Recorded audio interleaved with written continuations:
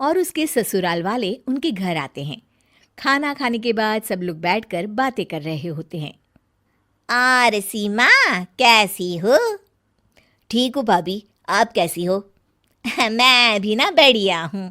अरे तुमने जो वो अचार भेजा था ना, बहुत अच्छा था। आपको अच्छा लगा? थैंक यू भाभी, मैं इस बार ना और भेज दूंगी।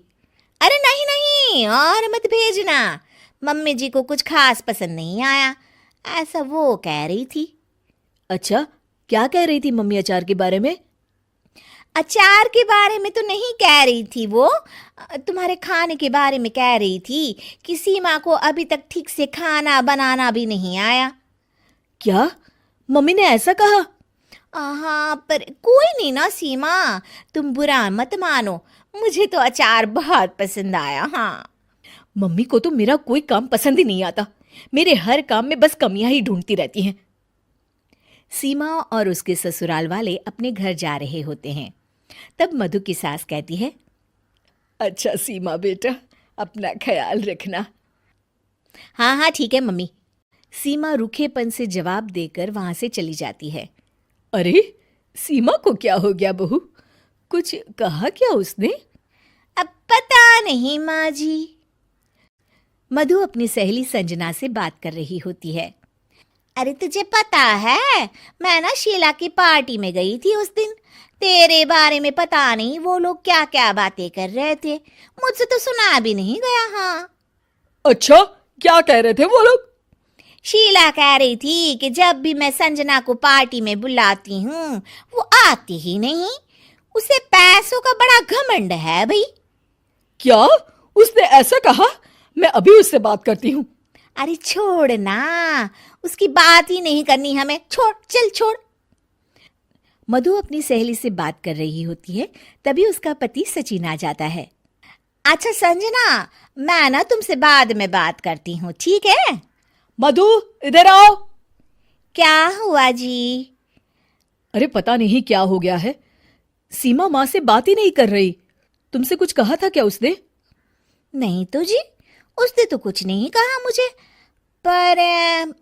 पर क्या मधु, बताओ मुझे।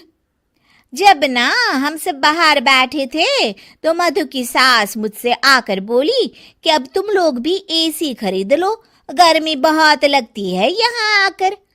क्या? उन्होंने ऐसा कहा? हाँ जी, ऐसा कहा। अब मधु के घर वाले ना हमेशा ही हमें नीचा दिखाते रहते हैं। नाराज तो हमें होना चाहिए, और सीमा नाराज होकर बैठी है। कोई बात नहीं, होने दो नाराज, हमें भी फर्क नहीं पड़ता। मधु, मेरी एक बात ध्यान से सुनो, कोई जरूरत नहीं है आज के बाद उससे बात करने की। ठीक है जी। एक दिन मधु टीवी देख रही होती है और उसके पास सीमा का फोन आता है। मधु टीवी में इतना ज्यादा बिजी होती है कि फोन नहीं उठाती। अगले दिन सीमा घर पर आ जाती है। अरे वाह सीमा, आओ आओ, कितने दिनों बाद आई हो।